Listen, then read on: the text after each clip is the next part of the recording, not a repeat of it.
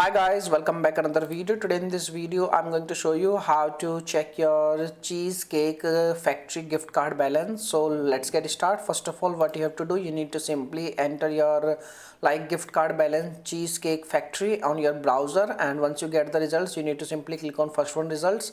As you can see over here, when you click on first one result you will be visited to on this page, and once you are on this page you will see, maybe you are watching this video after some time, so maybe interface will change because due to you can say modifications of websites you will don't see this kind of you can say interface.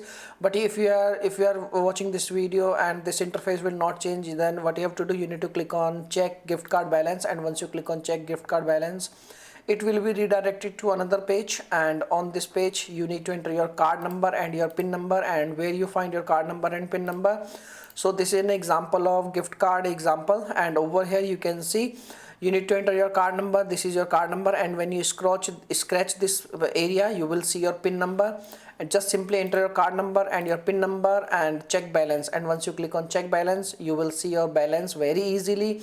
So by using this method you can easily check your gift card balance of the Cheesecake factory. Okay, so if you are facing any issue you can make a comment. I will reply you very soon, and thanks for watching this video. Bye bye.